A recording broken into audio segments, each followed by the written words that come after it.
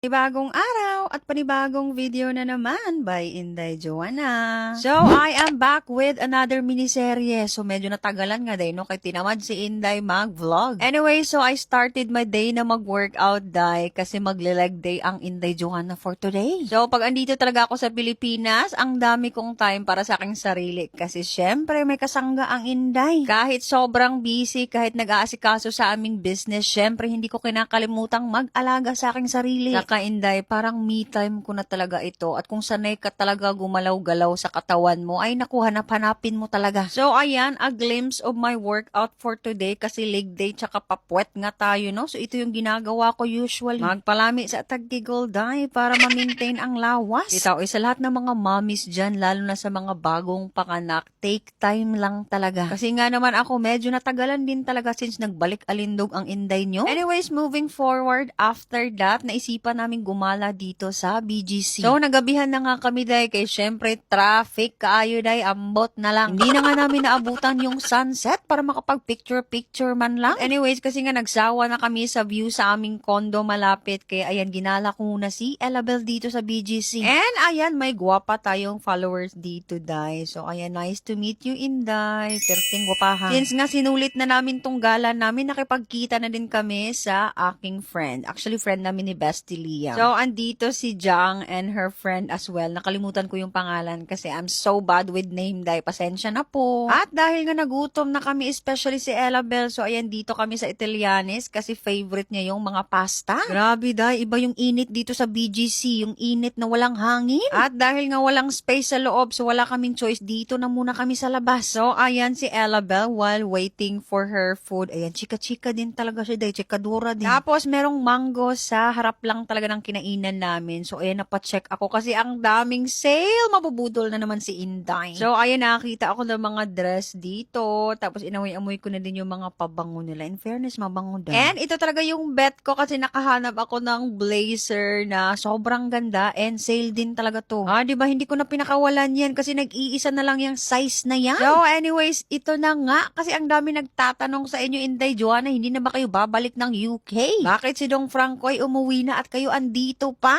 Na, syempre di andito yung business namin at kailangan kong asikasuhin kaya andito muna kami ni Elabel. Syempre, kailangan din kumayod ni Dong Franco sa UK kaya nauna na muna. Ay sa day kay mag-commercial break day, mag-TikTok tabis kan asa. Ito, moving forward, hopefully one day makapag-settle kami kung saan kami masaya at kung saan yung mas magandang opportunity para sa amin lalo kay Elabel. But for now, ang dami muna talaga naming sacrifice ni Dong Franco. Basta pinagdadasal ko na lang talaga na sana maging successful talaga itong mga sacrifice namin. Siyempre, lahat naman ng pangarap natin sa buhay, kailangan talaga may sakripisyo. Basta padayon lang. Anyway, that's it for today's vlog. See you next time. Bye, be kind.